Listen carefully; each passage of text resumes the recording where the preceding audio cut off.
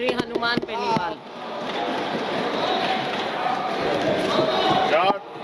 सभापति महोदय, आपने सदन के अंदर जो बहुत महत्वपूर्ण चर्चा हो रही है वामपंथी उग्रवाद, इस पर मुझे बोलने का मौका दिया, आपको धन्यवाद।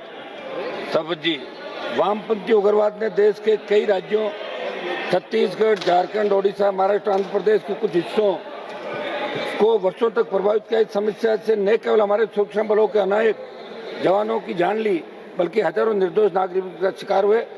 16,000 से ज्यादा अटैक और 2,000 से ज्यादा सुरक्षाकर्मी इसके अंदर शहीद हुए। मेरी मांग है कि पैरामिलिट्री के अंदर जितनी भी फोर्सेज हमारी लड़ रही है, अगर वो शहीद होते हैं तो उनको शहीद का दर्जा मिलिट्री की भांति मिलना चाहिए।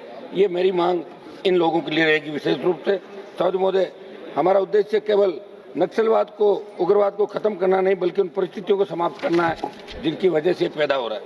सभापति महोदय, हम समस्या का गहराई से अन्वेषण कर पाएंगे कि ये केवल एक वैचारिक संघर्ष नहीं, बल्कि इसके पीछे सामाजिक, आर्थिक और प्रशासनिक कारण भी है। जिन क्षेत्रों में वर्षों तक बुनियादी सुविधाएं, सड़क, शिक्षा, स्वास्थ्य, पेयजल का अभाव रहा, जहाँ शासन प्रशासन की पहुंच सीमित रही, जहाँ आदिवासी समुदायों को उनके अधिकारों से वंचित रखा गया, वहीं इस प्रकार की विचारधाराओं को पनपने का अवसर मिला।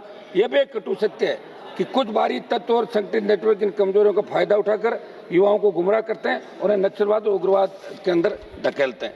सभापति महोदय, 2007 के अंदर केवल एक सुरक्षा समस्या नहीं रह गई। 2007 में ये देश के भीतर ऐसे इलाके बन चुके थे जहाँ राज्य का अधिकार सिकुड़ रहा था, जहाँ संविधान कागज पर था, जमीन पर नहीं, जहाँ लोकतंत्र की भाषा मतपत्र नहीं बंदूक तय करती थी। लाल गलियारा फैल रहा था इस देश के अंदर, राज्य हिचक रहे थे, प्रशासन पीछे हट गया था। तब कौन आगे आया? तब आगे आई सीआरपीएफ, आगे बीएसएफ, आईटीबीपी और एसएसबी आ गई। यही वो बल थे जिन्हें हमने देश ने सबसे कठिन लड़ाई के अंदर बलों को झोंका। फिर 2010 में साल बना जी देश की आंतरिक सुरक्षा का सबसे काला वर्ष कहा जाना चाहिए। इस वर्ष नक्सल हिंसा अपने चरम पर थी।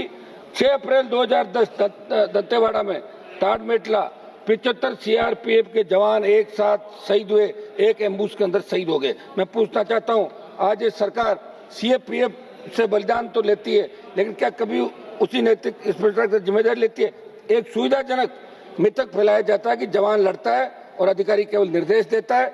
मैं इस सदन के अंदर मैं आपको कहना चाहूंगा सभापति महोदय, नक्सलवाद की समाप्ति पर चर्चा हो रही, सरकार अपने उपलब्धि की तरह पेश करी, लेकिन देश के अंदर एक प्रश्न रखना चाहता हूँ, नक्सलवाद समाप्त हुआ है नहीं, ये बात की बात है। पहले आप ये बताइए नक्सलवाद पैदा क्यों हो रहा है? ये देश का नौजवान जानना चाहता है। नक्सलवाद तो आप खत्म कर दोगे, ये सही है, और पहले की सरकार ने प्रयास किया, ऐसा नहीं प्रयास हुआ ही नहीं। और ये नक्सलवाद आज भी, अभी मैं मार्च की खबर पढ़ रहा था, सुकमा के अंदर 5 लाख के इनामी को आपने ढेर किया।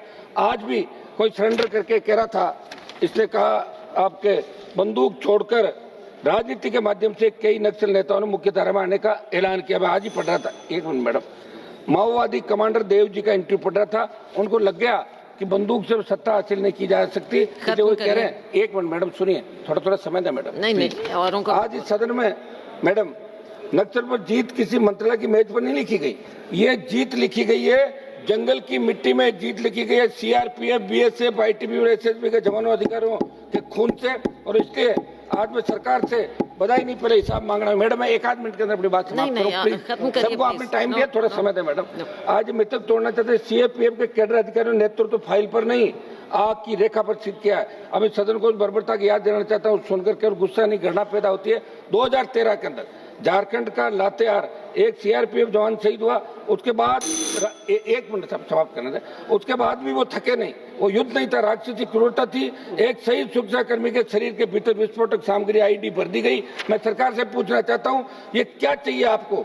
जब एक जवान की देर तक को मौत का जाल बना दे गया, तो उससे बड़ा बलिदान आप किसे ढूंढे? मेरा आग्रह है कि पैरामिलिट्री के जो जितने भी हमारे जवान लड़ रहे हैं, मैं मैडम एक मिनट में समाप्त कर रहा हूँ। मैं राजस्थान चाहता हूँ, राजस्थान, हरियाणा, पंजाब, यूपी के जवान बॉर्डर पे रखवाली करते हैं, मिलिट्री के अंदर, पैरामिलिट्री के अंदर। आपने अग्निवीर के अंदर देश को झोंक दिया, पैरामिलिट्री को झोंकने जा रहे हो। मुझे लग रहा है नक्सलवाद तो खत्म हो जाएगा, कोई नया बेरोजगार से तंग आके नौजवान नया वाद खड़ा नहीं करते। इस बात का भी आपको ध्यान रखना चाहिए। बहुत बहुत धन्यवाद आपको।